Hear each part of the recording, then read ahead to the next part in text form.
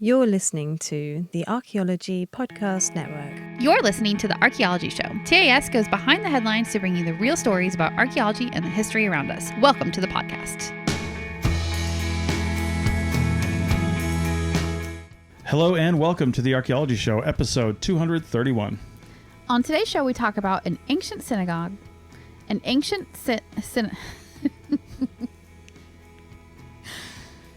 On today's show, we talk about an ancient synagogue, Civil War soldiers, and a Greek cult center. Let's dig a little deeper into those pronunciations. You're not leaving that in. Okay, welcome to the Archaeology Show. And this is episode 231. And I just want to say, last time I said we were going to have video, but it turns out our hosting service that does the video for us and does the post-processing so I don't have to, doesn't like it when you pause between segments, apparently. Yep. And Rachel's was off by so much that it says hers was off by 2 seconds, and I would have had to download the tracks individually, do all the processing myself, and I just literally didn't have time for that. So, yeah, no video on that one. But we're recording video again now, and hopefully we've learned our lesson and that won't happen again. So yeah, we're still dealing with like kind of shaky internet a little bit, which might be playing a role here, so hopefully it'll be okay, but we'll see. But we've got a plan that should fix it, so to speak. So otherwise, the audio is always there and always solid. So thanks for listening on that. Yes, for sure. Yes. Yep. And thanks for new subscribers, too. I like to think they're due to this show because we have so many good listeners, but we've had a few of them this week, and we always appreciate it. Yeah. ArchPod yes. ArchPod no. ArchPodNet. ArchPod please. ArchPod maybe.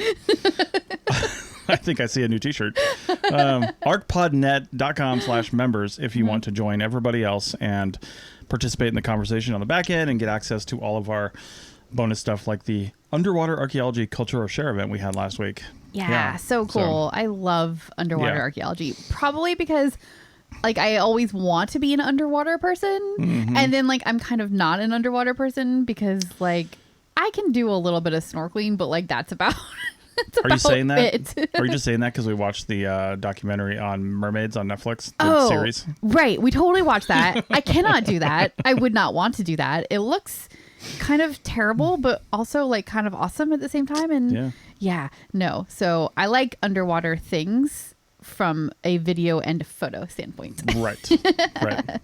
Yeah. All right. Well, we are podcasting from the northern Pacific Northwest, not too far from Canada, but Canada's sending its love via smoke and, poor air quality down this way. So thanks for that.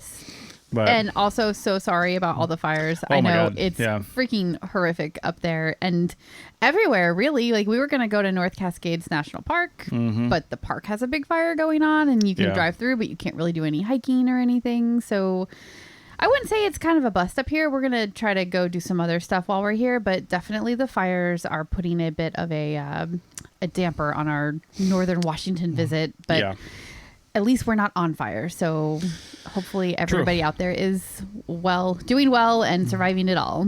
Yeah. A year ago, we were up in BC and we went through Kelowna and stayed there a couple days. We did. It was beautiful. Yeah, it was really nice. And Kelowna's got some big fires like they do. Right at the edge of town. So, yeah. It's such a gorgeous country up there. So it's just so sad to hear that all the fires are happening. But that is global warming. That is the world we live in, right? So indeed. Yeah. All right. Well, we've got some news stories for you. And the first one is about a synagogue unearthed in Russia.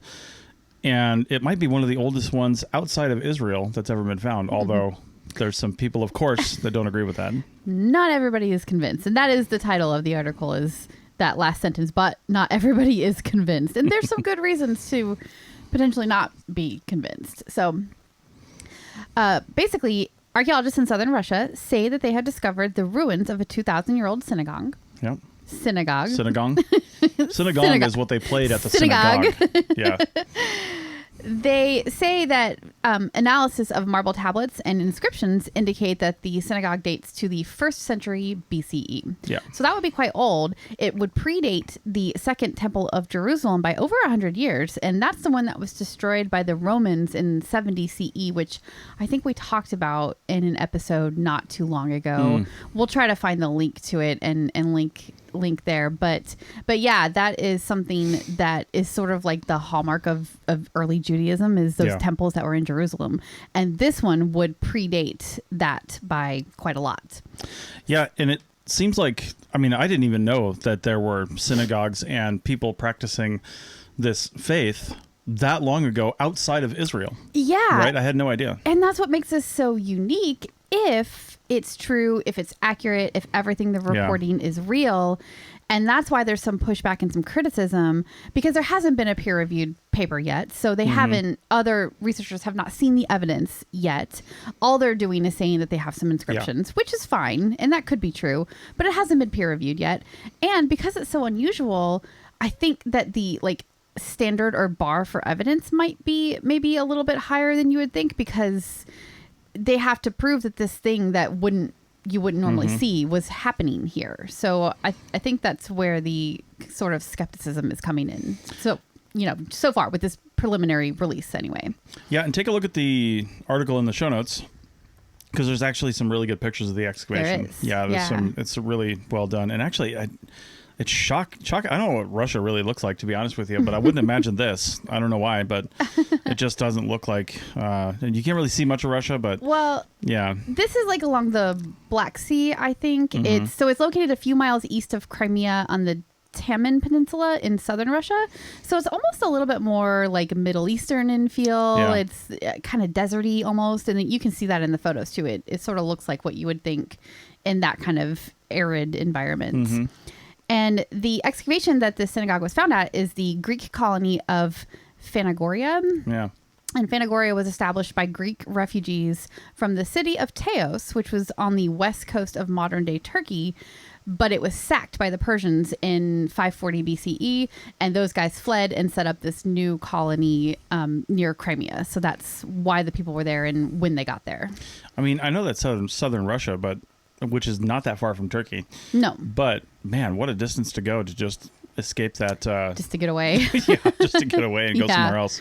Yeah, it makes you wonder why they went that direction. What were they forced to? Was it a choice specifically because they knew something about the area? Who knows? I don't think they have answers to that kind of question yet. So, yeah, the excavation was conducted.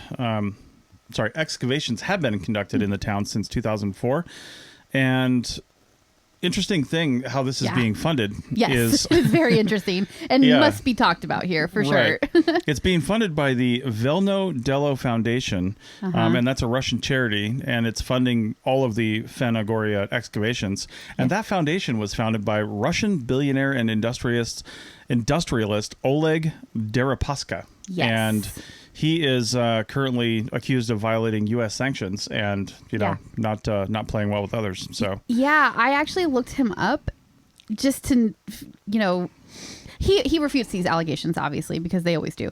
Yeah. But what he's accused of is basically like smuggling or helping to smuggle his pregnant girlfriend into the U.S. so that she could give birth in the U.S. Right. And I guess get all of the baby would get all of the protections and such of being a U.S. citizen in that case. So, he's not the only one to have done something like that, but billionaire, you can probably get away with it. Yeah, and it sounds like this was, well, I don't know when this happened. I didn't really look that deeply into it, but with the war in Ukraine and everything, the U.S. is just not putting up with that kind of behavior from Russians anymore. So that's why he's been accused of the violating the sanctions or whatever. So anyway, so great guy, but I guess he also cares about the archaeological history of Russia. Yeah. Or maybe he likes the notoriety that comes along with it. Or maybe not notoriety, but the fame, I guess. I don't know. You can be an oligarch and an industrialist and still like history. And also care about history. Yeah. For sure. You can. And I guess like when you're trying to get work done, the thing that I worry about is what kind of pressures are being put on the people doing the excavations to have certain, come up with certain outcomes. Yeah. Like maybe they're saying that the site is as old as it is because they're getting pressure to say it. Right. I don't know. And maybe that's where the skepticism is coming from Jewish archaeologists or archaeologists that specialize in Jewish history. So I don't know. There's a lot of political stuff here that could be happening in the background. But the thing is, that's interesting about that is it's not disputed that it's a synagogue.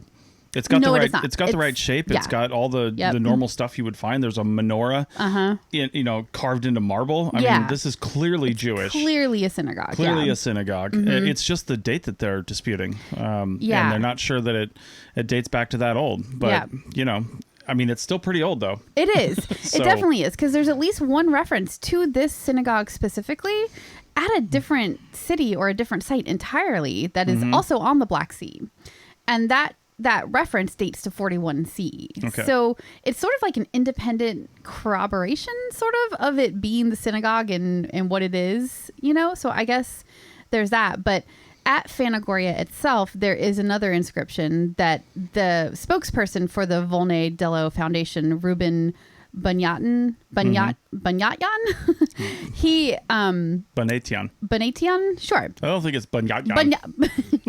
God, I'm so bad with pronunciations. I don't think it's Bunyatan either, but either way. Yeah. Anyway, Mr. Bunny. Wow.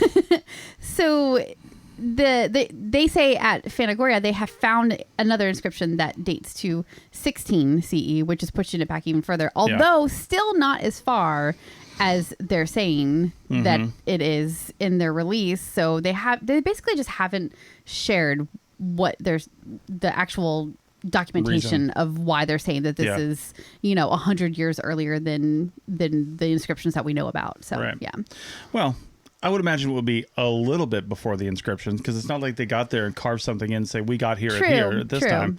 Right. It really depends on what the inscription is, too. Maybe the inscription itself alludes to some sort of antiquity. Like maybe the inscription says, I'm the 4th generation person to live here. That's true. You have to take the context of the inscription into account for sure. There is one note in the article, and Bunyatan. Yeah. He says this up front too, that in the inscription that dates to 16 CE is a little bit sus. Like they're not totally sure about that inscription. So, and it makes me ask, like, why are you saying that it's even 100 years older than that then? And then I don't know. So we might be missing some of the story. Obviously all this gets translated to English from Russian, publications or whatever. So I do feel like we might be missing some of the details through that. And also because they just haven't released everything yet. But there is one guy, John Seligman, who is an archaeologist at the Israeli Antiquities Authority. He's an expert in the archaeology of synagogues specifically. And he's very skeptical. Yeah. He's the one who said that it's super unusual for there to be a synagogue outside of Jerusalem at this time. And he said that you can count on one hand, basically, how many old synagogues like this that predate the Second Temple and all that. Sure. You can count on one hand how many there are. So to find a whole brand new one, well, not brand new, but to take one and date it back even further than it had been before would just be unusual. So he's very skeptical, and he just wants to see more evidence to know what they're backing up these claims with, basically. Well, and it sounds like we just have this article to tell us this, but it sounds like he's doing the right thing and not just denouncing it. He's saying, listen, put out an article that I can look at the evidence for, and everybody else can too, and then we'll reserve judgment until then. Yeah, for sure. I think it's the caginess of the announcement without sharing the exact details of the inscription or even the inscription itself.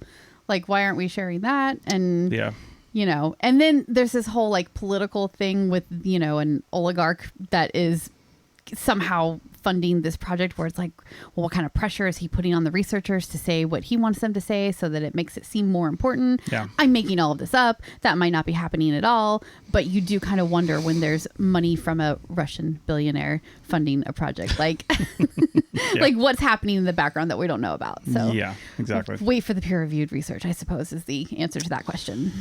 All right. Well, we'll wait for that research while 4 Civil War soldiers waited a long time to be identified and told and to tell us who they were in Williamsburg. So we'll talk about that on the other side of the break. Welcome back to episode 231 of the Archaeology Show. And as I mentioned, we're going to go over to Colonial Williamsburg, where all the fun stuff happens. And it kind of does. I always wish I had gone there. I never did, even though I grew up not too far from there. But we didn't take a class trip or anything. It just didn't happen. Do you think regular Williamsburg is just you know, we always are just like Colonial Williamsburg, but there's also a regular Williamsburg. Yes, I believe there is. I wonder if they're as irritated as I am with Washington and Washington State, because everybody on the East Coast says, "Oh, I'm going up to Washington today." They mean Washington, D.C. Yeah. And I'm like, I'm from Washington. And they're like, oh, do you live near the Capitol? No, I don't, because, you know, Seattle's quite a ways away from there. Yeah. I don't know. Yeah. I think since I've come out west, I've started referring to Washington, D.C. as just D.C. when I talk about it. Yeah. I always say Washington State. Yeah. Yeah. But you do have to say Washington State when you're talking to East Coasters because D.C. Yes. Exactly. So, Colonial right. Williamsburg. Your life has been so difficult. It so really has. I understand. I don't want to talk about it. Move on. So anyway, last year, some researchers found the remains of 4 Civil War soldiers in Colonial Williamsburg. And at the time, they figured they were soldiers that fought at the Battle of Williamsburg in 1862, but they didn't know who they were or what side they fought for, because that's really kind of sketchy to me, because why weren't they in either A, some sort of uniform, and I know not everybody had uniforms, but at least some sort of clothing that may have identified them as far as north-south goes, maybe even just the style or type of clothing. Yeah, they addressed that. It was just the items that remained, because these were skeletal remains at this point. So what remained was just not identifying. Everything was gone. Yeah. So I think there probably were bits of things, but it wasn't enough to tell you. Buttons? Nothing? It doesn't sound like it. Well, no, that's not true. There were buttons, but they were just too generic to say whether or not they were Confederate or Union. Right. You know, only the generals and stuff got the big fancy buttons that were identifiable as, you know, one side or the other. These are probably just like foot soldiers, right? Like they showed up and, you know, died for their efforts on that day. So, yeah, they didn't have a special uniform. Well, one of the good things churches have done is keep meticulous records. Yep. So, and the ledger of a local undertaker and several other historical sources that they were able to find identified the soldiers as Confederate. Yes. So. Yeah, and that was in part because the church records that they had showed that the church was used as a Confederate hospital after the battle. Yeah. So I think that was one big clue that was like, well, they're buried near or, you know, in association with this church, so probably they're also Confederate. But then they were able to find some other records as well, and that's where they sort of came up with that conclusion. And the remains included 2 complete skeletons and 3 amputated limbs. So That's like only parts of one of the guys? Well, I was if you only have 2 complete skeletons, you can't say 4 people were buried there. I think they were using a MNI, which is minimum number of individuals. Sure. Probably. When you have a burial, that's how you always determine how many people were there. And to determine MNI, you pick out a bone, a distinctive piece of bone, and then you count how many of those you have. And so it's a little different when you have full skeletons too. So they probably are like, okay, we got 2 full skeletons over here. That's person 1, person 2. And then we have 3 limbs, and either they use MNI to say that there was at least 2 individuals here, because that's the best they can do, right? Right. And that's how they come up with the 4. Or maybe they were able to do some like genetic testing, and it was like a double amputee situation, right? Like maybe somebody lost 2 limbs and they know that it's, you know, but that's guessing. But the point is, maybe they just threw the limbs into the grave and the person walked away. Oh, for sure. That's entirely possible. Yeah. But all you have is the limb, so you don't know. Sure. Well, we got the church records that say, nope, they were buried here somewhere. They at least died here. No, they don't know that for sure. These were just amputated limbs. So, but with the church records that identified them, I thought that said that they were... I think that was more for the 2 full skeletons. They can't really say much more about the limbs themselves. Sure. Unless they can tell who the limb was removed from based on the hospital records. But I think that they are focused more on the 2 complete individuals. Well, yeah. One of the things they could tell from these remains was that one of the skeletons was found with a bullet in his spine, so he wasn't doing super and great. They're not saying for sure that he died from that, but it sounds like it was probably a fresh wound, and I would guess it probably is what killed him. I mean, full paralysis, you'd probably want to die anyway at that time. Right. Yeah. Another one had a bullet lodged in his hip, but that one was partially healed with bone growing over it. So it could have been an older injury, either from the Civil War or even an older conflict. Yeah, it could have even been before that. They couldn't really say how old that previous wound was. Yeah. So, and then one of the other limbs would have been shot in the foot. Yeah, one of the amputated limbs was shot in the foot. So obviously that would be the reason why they removed the limb. And then the question is, did he survive?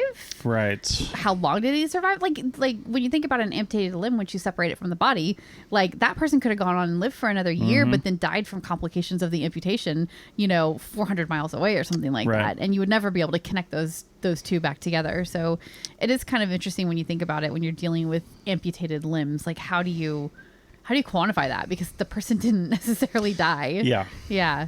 That's crazy. And the other crazy thing is, aside from a toothbrush, a snuff bottle, copper buttons, which apparently are unidentifiable, a belt buckle, one of them had 2 gold $1 coins dating to 1855. Yeah, and there's a great picture of them in the article too, so it's really cool. And that's another interesting thing to me too. Currency is always so, localized. And I know in 1855 we were still one country. But I'm shocked that there's no sort of identifying marks on the currency either that would have said this is Confederate, or not. They weren't Confederate at the time, but that said maybe this is minted somewhere that would identify them as getting it there. But if you think about it, like just because the coin came from somewhere in either the North or the South doesn't mean that the soldier you find it with is from those places. Well, sure. They could have picked it up from a body on the battlefield. Yeah. The one thing with this though is, and I thought this was super interesting, is that these coins were likely sewn into some kind of secret hidden compartment, and it was meant to be like an emergency money kind of thing. Sure. Because if it was just in their pocket or whatever, then or in a bag, it would have been taken. Yeah, it would have been stolen for sure. So probably it belonged to the person, and they sewed it in there specifically, probably before they even left home to go to the war. So. But still, that's not necessarily true. It could have been, they found it on the battlefield and sewed it into their pants so that it wouldn't get stolen, Like, there's just so many reasons why they might have it. So you can't draw conclusions on the coins themselves. Right. I think it would probably be best to, like, do DNA analysis or something on the bones, right? To, like, really get a handle on who these people are. But I don't think that they've done anything like that yet. Assuming their descendants have DNA in some sort of database. That they can, yeah, true. But, like, the genetic or the genealogy stuff that is going on with crime today could probably be done on past burials as well. Sure. If they have descendants, like you said. So and if it's not degraded enough and contaminated enough. There's so many like factors there, and if you have the budget for it, it's not cheap. Oh yeah, it's quite expensive. So I don't know, 23andMe is like $100. Can't you just send that in? Send in some bone fragments. It's a little bit more complicated than that, but are you supposed to like spit into a cup for that? You could just like run the swab on a piece of historic bone, see what happens. I think it works that way. 23andMe comes back and says, "Are you 148 years old?" That's not quite right. No. So just a little bit about the Battle of Williamsburg itself. It took place on May 5th, 1862. And it was basically during the Union campaign to capture Richmond. And there was kind of no clear winner here because there never is in war. I know, right? All these people died and like there's no clear winner. Yeah. Great. What'd you die for? But the Confederates were basically retreating at this moment. And the Union Army, started engaging the tail end of the retreat. And so those guys held them off while the rest of the Confederates were able to fully retreat beyond Williamsburg. And so it's kind of like these guys stayed and fought and like saved the rest of the Confederate army, they essentially. Literally said it was a delaying tactic to buy time for the rest of the army. Exactly. Yeah. They're like, hey guys, you want to just hang out here for a little bit while we all hightail it? Yeah, like you guys might die here, but we got to get going. Right. So yeah, there were approximately 3,800 casualties combined on both sides. And I did look up the specifics there. It looks like the Union lost quite a few more men, but they also were a larger army at that point as well. So like proportionally speaking, it seems to have made sense. And really, it just seems like a pointless battle so that one army could run from another. And these guys lost their lives because... Yeah. Well, that's just what war is. It seems ridiculous when you look back on it, but what is it good for? All right. Absolutely nothing. Hey. So the dig itself was conducted near the Williamsburg powder magazine structure, and the ground is area that has not been excavated since 1930. So I'm wondering if they think they can do more excavation and find more, hospital burials potentially, because there's a lot more casualties than just the 4 that they've got here. Well, 2 plus 2 potential others. Yeah.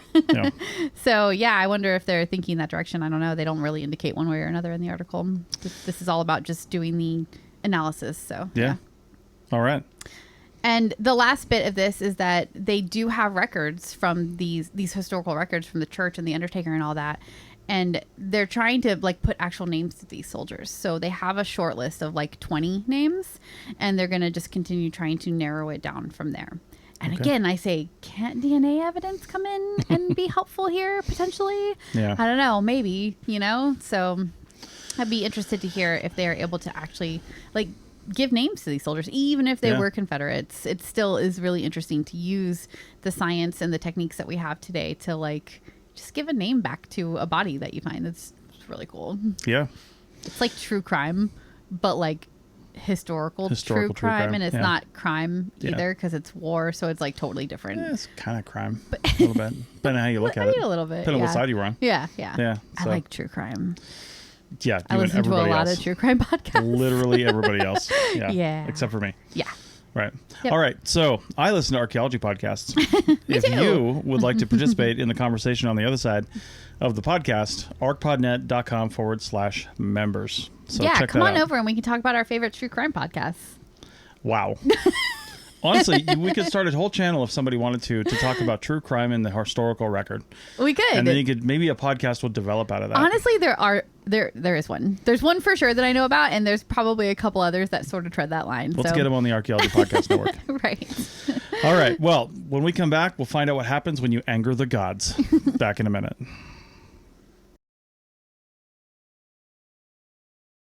Welcome back to the Archaeology Show, our final segment of episode 231. And again, now we're going to talk about what happens when you anger the gods. At least that's my interpretation here. So this article is called Cult Center Was Destroyed 2,600 Years Ago in Greece. Now experts uncover its secrets. Mm-hmm. So, and this is from the Merced Sun Star. I don't know Merced where, but the Merced Sun Star. Interesting thing is at the very end of this article, they link actually to the Greek press release from the Ministry of Culture, I think, but it's in Greek, and so they used Google Translate to translate the article. So, that's how you can get into some trouble with that. And I went back and read the original Greek, and I verified a lot of the stuff that they said. Was it? Yes, having studied Greek for a month on Duolingo, I verified everything they said. Okay, so great. It's good. That's awesome. Very glad to hear that. Right. All right. Well. Okay, so about 170 kilometers northwest of Athens, or about 66 miles, is the Greek city of Helike, and that's on the southwest shore of the Gulf of Corinth. And about 2,600 years ago, it was destroyed by a massive earthquake, which caused a massive tsunami that buried the whole thing in sediment and its own self. Like right? Pompeii style? Like, were there people not there? A volcano. Okay. Oh, yeah. I'm sure there were. Like, people just fully covered and gone. Wow. No, they're not talking about that in the article because this wasn't volcanic ash, and there's a pretty decent chance that, none of the remains are intact. Oh, yeah. That right? it's not super great for preservation. Also, it was an earthquake, and I don't know how long after the earthquake the tsunami happened, but the earthquake, it sounds like, destroyed a bunch of stuff, and they probably, a lot of people got out, or at least got away. Yeah. But then again, I also don't know how impactful the tsunami was. How far inland did it go? You know, what really happened? Some tsunamis, you don't picture a wall of like 40 feet of water. A tsunami can just be a rapidly rising tide that goes 15 feet over stage. Basically a flash flood, but from the probably ocean, more epic. Or the Med in this case. Yeah, exactly. Or the Aegean Sea, I guess. Yeah. So, anyways, or the Adriatic, not the Aegean. So, is that right? Yeah, the Aegean's on the other side, I think. Yeah, the Adriatic, because we're going on an Adriatic cruise, which is on this part. Terrible with I know. sea We are geography. gonna wave to this island as we go by to Croatia from Athens. That's right. Yeah. So totally. Anyway, they've known about the city for some decades and have excavated other portions of it. But new research in the summer of 2023, which just got over like a month and a half ago, has uncovered the remains of what they're calling a cult center. That's not an abbreviation for cultural. They're calling it a cult center, which is an interesting word, and I think that's part of the Google Translate, because this really is a temple to Poseidon, and it would have been some sort of religious temple, but I'm thinking whatever the Greek word is for that, they just translate it to cult. Yeah, I'm like, would we call that cult, or is it more like ritual? Our favorite word? It is ritual. Yeah, so. Yeah. But Anyway, previous excavations revealed an arched temple that dated to between 710 and 700 BCE. There was also a brick altar that dated to 760 to 750 BCE. Okay. For this current effort, though, 2 other buildings were excavated. The first dates to the 8th century BCE and had pressed soil floors, so really just like hard floors. Yeah. And a 60 to 65 foot long wall. Okay. Yeah. So interesting thing is, I'm not sure. I'm pretty sure that's accurate because I saw another article that also used Google Translate, and it said 60 to 65 foot high wall.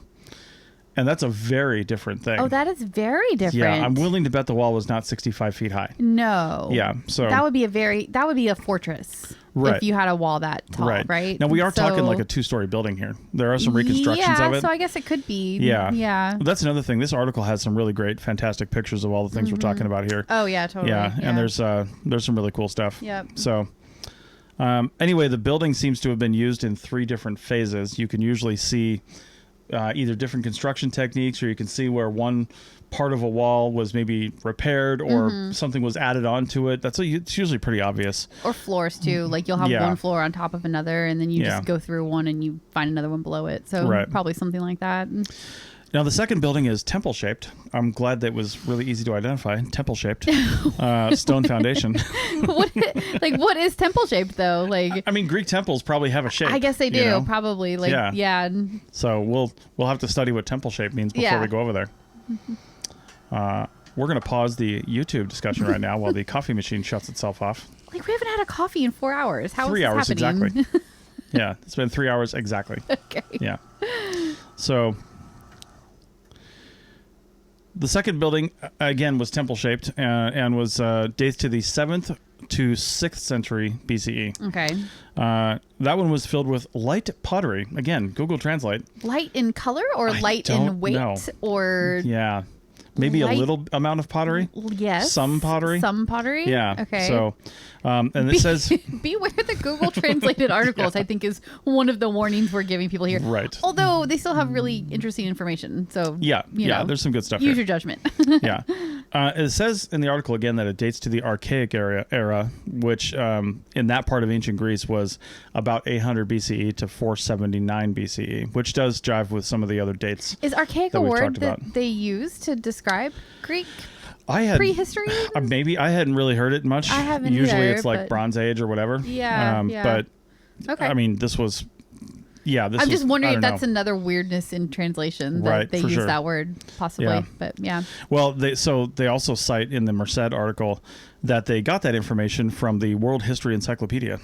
Oh. So maybe Archaic era was mentioned, and then they looked up the dates. Yeah. Okay. So I don't know. Yeah. And you know what? It's entirely possible that they looked up some other Archaic era. Like, is that actually the Archaic era in Greece? Did they do the right one? Yeah. So... Anyway, they also found clay figurines, a bronze snakehead, and another bronze figurine, which is presumed to be a dog. It's actually super cool looking. It's so cute. Yeah. I love that one. It's so adorable. I know, it's definitely worth checking out. It's like 5 centimeters tall, about 7 centimeters long. It's like got a weirdly skinny waist. Like a greyhound. Yeah, like a greyhound. Yeah. So, and that actually could, be something artistic, or... It could be an indication of the types of dog they have. I mean, a greyhound really does look like that. It's got a big chest for a greyhound. Yeah. And a really long neck, too, which doesn't seem right. But it's also got like an elongated snout, which a greyhound does have, right? Yeah. So it's interesting. Yeah. And it definitely has that like typical sort of almost like blocky Greek style that you see in a lot of figurines and shapes from there. So that definitely makes sense. Yep. They also found a clay wing that belonged to a depiction of a mythological figure. And again, the pictures are super cool. There's no scale on that clay wing, though. I wish there was. Yeah, and I wonder how big that is. I wonder if it was like part of a pot or a decoration or what. And they say clay wing. I mean, this was clearly fired. Yeah. So, but it's not pottery in that sense, but it is. Right, but it is like it's fired clay. Yeah. But what was the intention? Was it something to be used? Was exactly. Yeah, it's not saying, or it just didn't translate well and we don't know. Yeah. So just east of the buildings, they found artifacts dating to the 8th and 9th centuries BCE. And this apparently, to the researchers that know what's going on there, confirms the use of the space for religious purposes as early as 850 BCE. So they mean the whole area. They're kind of attributing this to the whole area. Okay. And they know pretty conclusively from some of the artifacts that were found that this temple was the deity for this temple that they were, I guess, honoring or worshiping was Poseidon. Yeah. Yeah, which... Yeah. Which is funny, given how... So the area frequently flooded. Yeah. Poseidon. And was ultimately destroyed by a tsunami. Poseidon. Like, what is the irony there? Like, a seafaring... Not seafaring, but a community that lives by the sea, which a lot of Greek communities live by the sea, if not most of them. I mean, there's an inland Greek societies, but let's be honest, most of them live by the sea because there's so many islands and stuff. And they worship Poseidon and then die by tsunami. Yeah, I think it's just that if the sea is such a huge part of their culture, their daily life, they're getting their food from there, everything, then I guess it makes sense to worship, you know, a sea god in that case. But and this is the kind of thing that reinforces religion too, because I'm sure they had... You know, after every flood, they had some sort of sacrifice or honoring or something like that to say, please, Poseidon, don't do that again. Don't do it again. Yeah, unless it was like, I doubt this, but unless it was like the Egyptian floods where they actually welcomed them because the Nile flooded every year and fertilized all the soil and allowed their crops to grow. Yeah, but they knew how to manage those floods. Exactly. Like they had a plan for that water. And and I have no doubt that the Egyptian pharaohs were like, I made that happen because I honored the gods. Right. So you honor me. Yeah. Because they were gods to everybody else. But yeah. Anyway... Yeah, and then destroyed by a tsunami. Anybody that survived this or knew what was going on there, which there probably was a ton, you know, there's lots of people around, they would have been like, oh, so those guys, you know, didn't worship enough or hard enough. Yeah. And they were destroyed by a tsunami. They were punished for not doing enough. I mean, if you believe in a god that lives underwater and carries a trident, and then you're destroyed by a tsunami, what is that going to do to your belief system? Yeah. Yeah. Well, but it's like the same thing with modern religious beliefs where, and not to offend anybody who is religious, but like you have somebody who dies tragically in your life, a lot of people just get more religious after that because they feel like they need to do more or be more to stop things like that from happening. Yeah. Kind of, you know? So it's sort of that, like you said, it's a way to prevent even worse things or more bad things from happening in the future. Well, you always hear about temples that worship the ancient Greek and Roman gods and in other places of the world, but these guys in particular. And not only did they just worship them, but they literally asked them for things, like people pray for things to, you know, to the current god. And it's interesting to me how I wonder if people back then did the same thing that people now do. Because referring to your example, somebody who's like, let's say, you know, has some sort of debilitating disease. Well, their family is likely going to pray over them and say, you know, please save this person and do this and this and this. But then when they die, inevitably, they're like, oh, it's all part of the plan. Yeah. And they don't go back and say, well, I guess I didn't pray hard enough. But I wonder if these guys were like, the gods have a plan, or there's just like, I got to do better next time. You got to do better. Yeah. That there's kind of like two directions to go with that kind of, right? Yeah. So yeah, who knows? I mean, I don't know. Do we know like how the Greek people worshipped or prayed to their gods? I don't know if we really have a great idea about that. I'm willing to bet somebody knows, because they were still worshiping, the Greeks and Romans were still worshiping their gods well into Christianity. Yeah, because Christianity didn't just come through. And I mean, the Romans specifically killed Jesus Christ. So, you know. And we have all the like written documentation from that time period too. Yeah, so there's a lot of history written there. So somebody probably knows. Yeah. We just don't know. Yeah. Yeah. But. Well, anyway, there were artifacts depicting Poseidon, and associated with those artifacts were others, including bronze figurines, clay chariot wheels, bronze buckles and pins, iron weapons, and a piece of golden necklace, which is pretty cool. Fancy. That is a really a rare piece of gold that they found, according to what they said in this area, that you just don't find that kind of stuff. Apparently, evidence of a second deity was also found, but not much was mentioned about that. So maybe, I don't know, maybe some stuff was just laying around, somebody brought it in, or was there actual worship? There's only one temple. Yeah. So I don't know what was going on there. There could have been like a secondary, you know, god that you would also there's always somebody, right? There's always somebody else you need to do something for in order to get your life in order when you live in that kind of a society. So, yeah.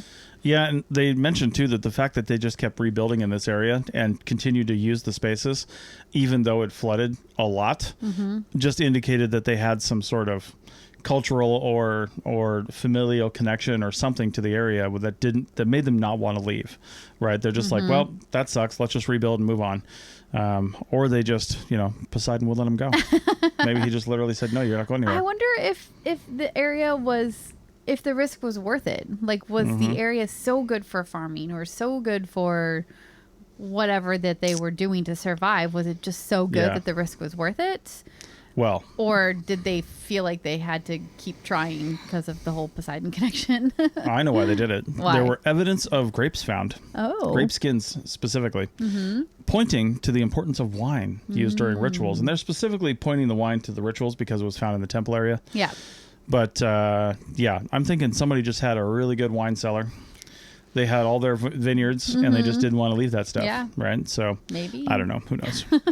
Anyway, that's really interesting. I'm hoping to really see some cool stuff like that when we go to Greece. It's going to be interesting because that kind of stuff's like everywhere. Yeah. Just to be somewhere that has, 2,600 years of a built environment and, not to begrudge anything Native American in this country. We have history of Native Americans going back 10 to 15,000 years where we're sitting right now. Yeah. But the problem is it's all pieces because they didn't live until much later. They didn't live in structures that we can find evidence of. Yeah. Now, up here in the Pacific Northwest, there's longhouses, there's pit houses, there's all kinds of stuff, and we have evidence of those and can excavate those going back several hundred years. But it's wood. Yeah. In a wet environment. It just degrades away. Yeah, so it doesn't last. And to be able to see foundations and see walls just adds that much more realism to it and allows you to put yourself in that environment. Yeah. And it's really cool seeing stuff that's that old and still, for the most part, relatively intact for what it is. Yeah, I know that all ancient civilizations have cool and interesting things about them. They all do, but when you can visually see something, it's just really exciting. We experience that in the southwest of the United States too, where you can see the pueblos and stuff that are left behind in various areas. Yeah, like that's what I'm those talking are about. actual physical structures, and the mountains in the Midwestern area. Yeah. There's just, when you have that physical thing that you can walk on or look at, it's just, you feel it's a much more like tangible connection to the people of the past. Mm-hmm. I think that's what I'm excited about with Athens, because we're going to spend a week there just having time to explore like the Acropolis and everything, and I'm glad all of the structures there. So I'm glad you brought up the Southwest because I don't know why I forgot about it, but we were talking about Chaco Canyon on the last episode of the Archaeotech podcast. Actually, an upcoming episode as you're listening to this one. If you're listening to it in real time, it comes out the Thursday after this one does.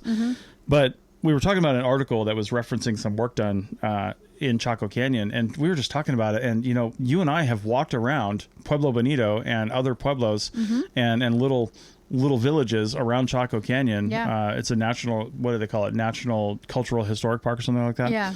And those date back to the 9 to 1200 AD, which is 1,200 years ago. Yeah. Give or take 1,000 years ago to 1,200 years ago. And that is the kind of stuff that we have in this continent, which is really cool. It's really cool stuff. It's so neat, and it's like I said, there's something cool and interesting about everything. You just have to look a little harder for some places, but sometimes you have to use a little more imagination too. Yeah. I always like to sit whenever we'd find an archaeological site, even if it's like a small one.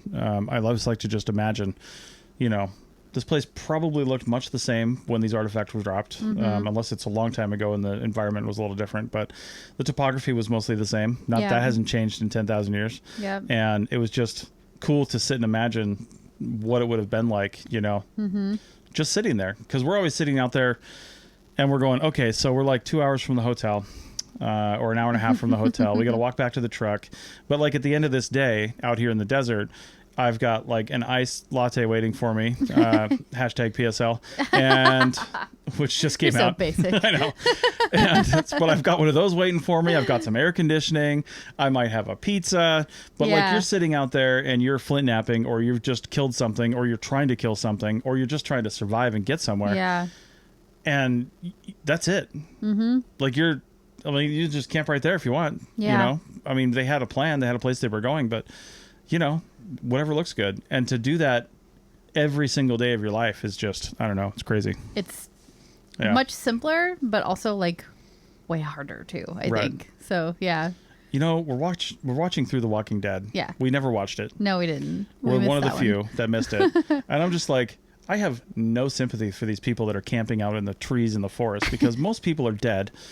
And there's so many buildings to just go into. Thinking about prehistoric people, they know buildings they could go to. Yeah. Maybe a cave here and there, but depending on where you're at. You know, like a rock shelter that they knew about from before that they could go to. But these Native Americans, they were masters of their environment, right? They figured it out. And these crazy Georgians, mostly, that just are just like complaining 2 years into a global, I guess it would be a pandemic, technically, where most people are dead.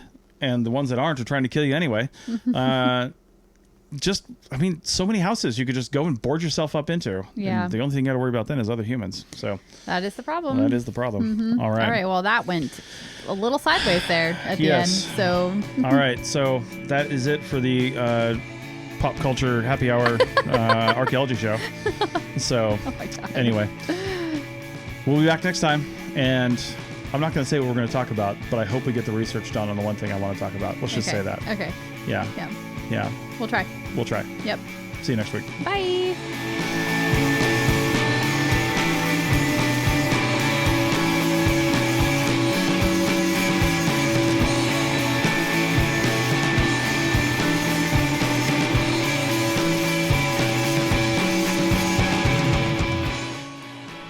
Thanks for listening to The Archaeology Show. Feel free to comment and view the show notes on the website at www.archpodnet.com.